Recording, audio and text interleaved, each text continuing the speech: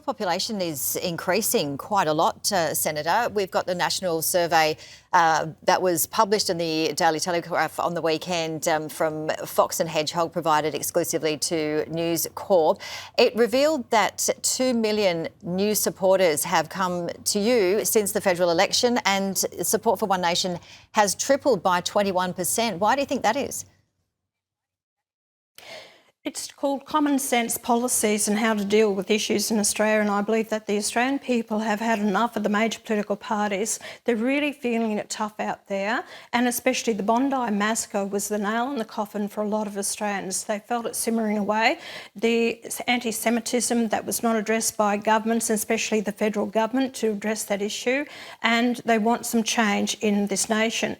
A lot of people are very proud of Australians, but we've been told to suppress that pride in our nation, to fly the flag and who we are as Australians, our culture, our identity, our cost of living, our way of life has been stripped from us. And as Australians to say no. I'm a very proud, patriotic Australian. I want what's right for all Australians. And I've put out policies to actually address this, and Australians are levitating to it. And I thank the Australian people for their support, and it's actually coming through in our support, people wanting to be candidates, stand up and fight for the country, and I think it's wonderful. The Prime Minister announced Kevin Rudd's going to end his time as Australia's ambassador to the US at the end of March. That's a year earlier than expected. What's your reaction to that? Look, I think at that meeting that they had at the White House last October was quite evident that the President gave Kevin Rudd a slap in the face.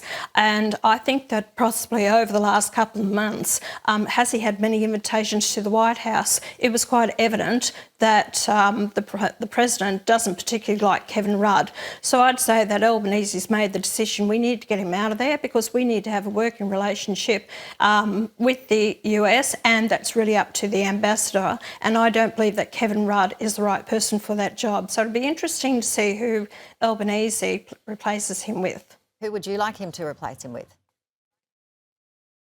Look, I've always held Brendan Nelson or Peter Cosgrove in high regards. I think Brendan Nelson would make an excellent US ambassador.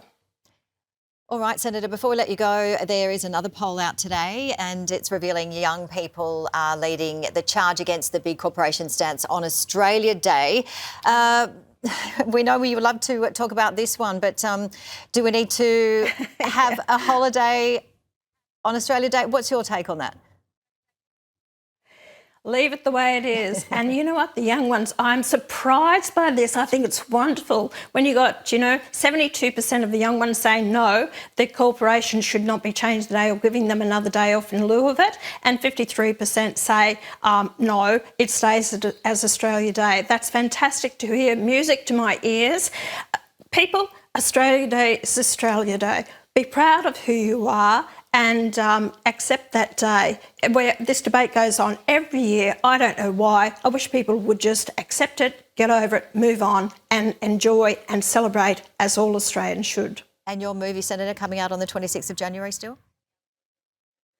Yes, it is. A lot of interest in it, and it will be going in theatres. It's only one off in theatres in the city. We've run out of time. I'm sorry, you have to wrap it up. Thank you so much. And thank you.